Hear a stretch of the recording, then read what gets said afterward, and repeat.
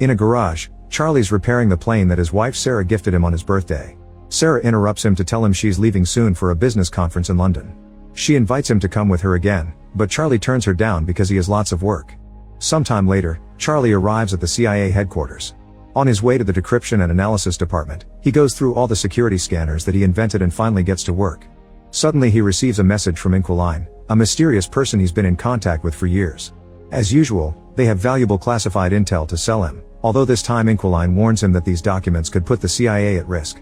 Charlie tries to guess their location and says Istanbul, but Inquiline brushes him off. Afterward he works on analyzing the material, but surprisingly not even a genius man like him can crack the code. After lunch break, Charlie goes back to his office and gets a call from Sarah, who informs him that she's already arrived in London. However, Charlie already knows because he's been tracking her. They don't talk much because he's desperate to go back to the mysterious documents. Since he still can't crack the code, he takes his computer to the restricted area, where a more advanced system helps him progress faster. It takes him a while, but he finally opens the information in the documents, which leaves him in shock. These are top-secret government files revealing that a drone strike disguised as a self-deletion bombing was authorized and covered up. There are clips from the news reporting 150 casualties, including French Special Forces and Danish Marines. This whole operation was organized by Chief Moore, who is also Charlie's boss. That night at home, Charlie tries calling Sarah but she doesn't answer, so he leaves a voicemail. The next day Charlie arrives at the office and is surprised to find Moore waiting for him. Moore takes Charlie to the office of O'Brien, who became director very recently. She explains that there's been a terrorist attack at a hotel in London and Sarah was one of the victims. Charlie refuses to believe it and wants to call Sarah, so Moore turns on the TV to show him the news. The reporter describes how 4 terrorists bursted into the hotel, took 4 hostages and killed 2 of them. Next, Moore plays the hotel's security footage, which shows all the chaos during the incident and confirms that Sarah was one of the victims. When Charlie goes home, he finds dozens of reporters waiting for an interview and the police trying to keep them back. A friend helps Charlie enter the house without being bothered. The next day Charlie confronts Moore and Supervisor Caleb because he's very suspicious of what happened. He can't believe the terrorists could have slipped past the thousands of security cameras in London, not to mention they drove into traffic. Moore promises they're investigating but Caleb sends him home. The following day Charlie goes to the airport to pick up Sarah's body and her belongings. At home, he looks inside the suitcase and finds a gift Sarah had bought for him, which makes him have a breakdown. Tired of being at home, Charlie goes back to work and uses the restricted computer to hack into the security cameras at the hotel and the nearby streets. He puts together a timeline of the events and shows it to his superiors. The 4 terrorists stole a vehicle in the East End, then entered the hotel through the service where they professionally scrubbed out all prints and DNA. Apparently they had a meeting with Impact Investments from Indonesia, but something went wrong and an argument started in the corridor. One of the firm's security men got angry, so a terrorist opened fire, killing one of the guards and leaving the other one in critical condition. Hotel security was immediately alerted and they called the police. Desperate to leave the building without getting caught, the terrorists entered the conference room and captured some hostages. Sarah was taken because she tried to help some of the attendants to escape. Charlie's run voice and facial analysis, so he's managed to get the identities of the 4 terrorists. They're Mishka from Moscow, a former South African Special Forces operative called Lawrence, mercenary Horst, and former intelligence officer Gretchen. Noticing Caleb's and Moore's lack of reaction, Charlie realizes they already knew all this. They tell Charlie they're already working on it and send him to see a therapist. The next day Charlie hides a chip in his ID badge and passes through security without the scanners detecting it. In his office, he prints all the classified files and uses a skimmer on the printer to make a digital copy. That night Charlie goes to a bar and keeps staring at a jukebox. The following morning Charlie confronts his superiors again using the printed files. He lists all of Moore's dirty missions, like bombing a Syrian hospital and striking an Allied base in Yemen, which killed thousands of civilians.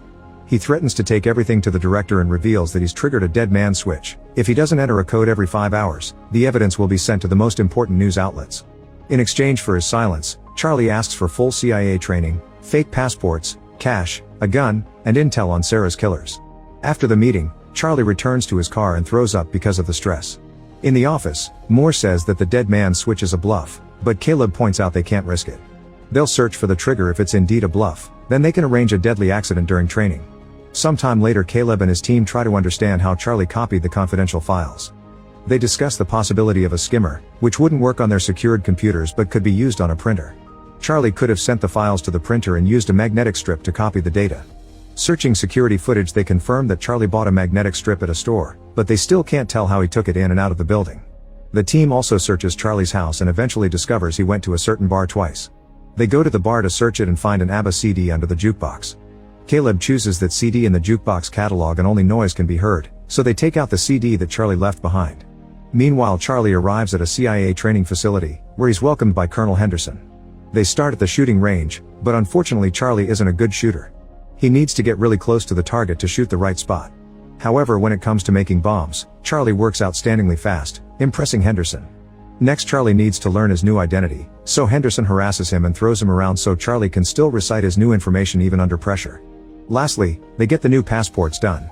That night, Henderson goes to Charlie's room and tells him he isn't a killer, but Charlie insists he wants justice. Then Henderson pulls out a gun and gives it to Charlie, asking him to aim at his chest. Charlie's hands won't stop shaking and he ends up lowering the gun. At the office, the agents spend several hours decrypting the information in the CD until they discover that Charlie had been bluffing about the dead man's switch. They immediately inform their superiors, unaware that Charlie is spying on them. It turns out that the chip he hid on his badge was actually a bug that he planted on the files he gave to his bosses. Moore immediately calls Henderson and tells him to arrest Charlie, however he's already escaped. After hanging up, Moore finally sees the bug on the files and talks to Charlie directly to tell him this is treason. Charlie gets rid of his earpiece before boarding a plane. Once Charlie reaches London, he goes through customs and starts making his way to Paris. His fake passport appears in the CIA's computer, so Moore sends Henderson after him. In Paris, Charlie rents a hotel room near the restaurant where Gretchen is frequently seen. Eventually she shows up and is close enough for him to start tracking her phone. Charlie then spends the day outside Gretchen's building and waits until she's gone. When a tenant comes out, he uses the chance to get inside. Then he follows an online video to pick the lock of Gretchen's place. Charlie begins searching the apartment and takes pictures of Gretchen's schedule. He also finds a gun in a drawer, so he decides to keep it. At that moment his tracker warns him that Gretchen is coming back, so he rushes to the stairs to wait for her. However, when she finally comes home, he can't pull the trigger. Feeling disappointed, he rushes back to the hotel and pretends Sarah is waiting for him. After calming down, he takes a close look at the pictures and learns that Gretchen has been going to the hospital often. Hacking into her health history reveals she has allergies. The next morning, Charlie buys tons of flowers. Then he waits at the cafe until he sees Gretchen and follows her to the hospital. Gretchen is going through some tests, but the doctor notices that the computer screen is malfunctioning, so he leaves the room to request help. Charlie comes in dressed as a doctor and locks Gretchen inside the machine. She starts to panic, but Charlie ignores her while filling the chamber with pollen. The doctor and a nurse hear the noise, but the door is locked too. Gretchen starts to get weak because of her allergies, and Charlie says he'll help if she tells him where to find Horst, since he's the one who shot Sarah. The allergies don't let Gretchen talk, so Charlie opens the chamber, only for Gretchen to push him against the desk. They start fighting all over the room, throwing each other against every piece of furniture. Charlie takes out his gun, but Gretchen brings him down and opens the door to finally run away. A desperate Charlie follows her to the street, but before he can shoot, Gretchen is struck by a car. Horrified by the body, Charlie forces himself to come closer to grab her phone. Then he runs away and throws the lab coat in the trash. At the hotel, he washes off all the blood and packs his things. That night he goes to the bus station and buys a ticket for Marseille. Soon the news of Gretchen's death reaches the CIA.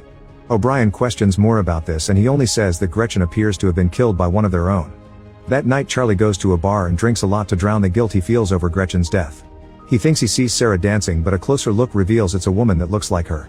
Then Charlie notices Henderson approaching him and panics. He pushes people until he manages to leave the bar and runs through the streets until he finds a different bar to hide in. Henderson follows him there too, so Charlie rushes to the bathroom and locks the door. Unfortunately, there are no windows here, so Charlie has no choice but to come out. He joins Henderson at the bar and learns that he found him by tracking Gretchen's phone. After a short chat, Charlie reveals a timer on his phone and runs out before a bomb explodes in the bathroom. Chaos takes over the bar and Henderson loses sight of Charlie. The tracker on his phone doesn't work anymore either. The next morning Charlie contacts the Inquiline to get their help and leaves on a cargo plane to Turkey. In Istanbul, he goes to a restaurant and texts Inquiline. Noticing a man's phone ringing, he tries to approach him but is blocked by a woman who tells him to check his phone. Then Charlie leaves the restaurant and the woman approaches him again, confirming she's Inquiline. She already knows about his wife, so she makes him hide his hat and backpack in a shopping bag. Inquiline wants him to pretend to shop for a while and meet him at a garage. Moments later Charlie meets with her again and she drives him to her home.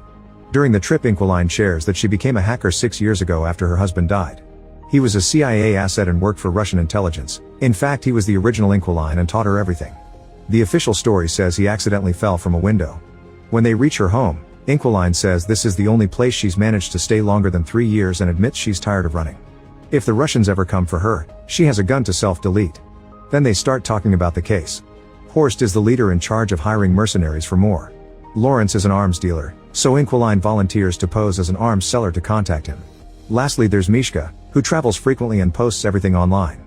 They inspect the pictures closely and find a woman with him. Facial recognition takes them to her Instagram account and they confirm she's in Spain. The next day Caleb tells his team to keep eyes on the terrorists to find Charlie. O'Brien meets with Moore and tells him she wants him to stop running Black Ops without her authorization. Moore says her predecessor gave him the same speech, so he'll tell her the same thing he said then. She has his full support. After the meeting, O'Brien gets in her car and her assistant shows her a picture of Henderson in Spain.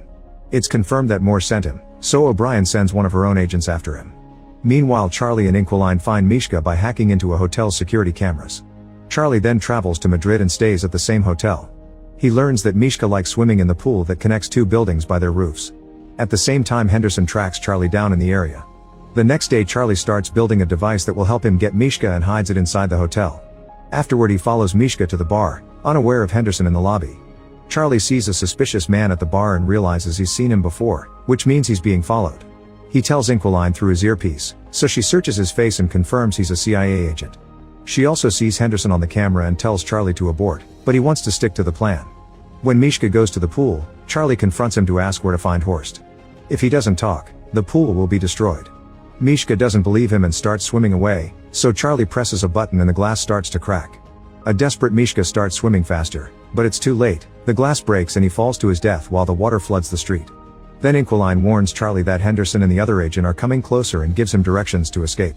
A chase ensues and Henderson almost catches him, but at that moment the other agent also attacks.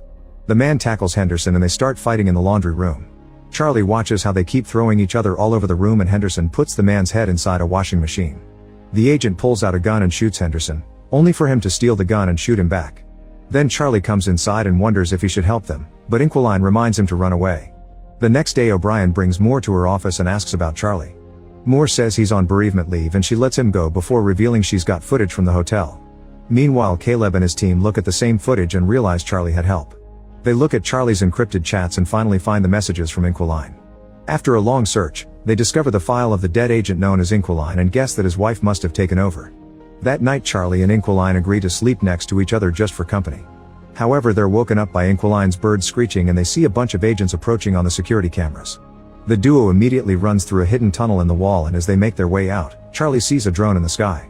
By sneaking into another building, the duo manages to keep going and leaves the neighborhood right before the agents storm into the house. The computer is already deleting all the files, so there's nothing left for them. After running down the beach, the duo gets to Inquiline's car and they're seen by the drone. Soon the agents come after them with open fire, even following them on a boat. After a long chase, the agents manage to damage the car enough to make it stop and Inquiline is mortally wounded. Charlie has no choice but to push the body to the other seat and take over the wheel so he can keep driving until he finally loses his pursuers. Later, he leaves the car in the garage and kisses Inquiline goodbye. The next day, Charlie contacts Lawrence and pretends to be an arms dealer to arrange a meeting. Then Charlie buys new electronics and travels to Romania. In an abandoned building, he records his own face and hacks a security feed in Berlin. Now the CIA thinks he's in Berlin and sends their people there.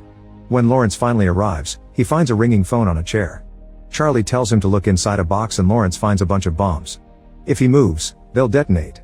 As Lawrence notices a picture of Sarah in the box, Charlie appears behind him asking Horst's location and promising to deactivate the bombs if he cooperates. Lawrence explains that Horst operates in Russian waters and typically receives deliveries at a Baltic seaport. Charlie then asks how to contact Horst, so Lawrence says he only gets messages through secret codes from his men. All the numbers and names are on his phone, which he tosses on the ground. After grabbing the phone, Charlie leaves and hears the bombs killing Lawrence in the other room.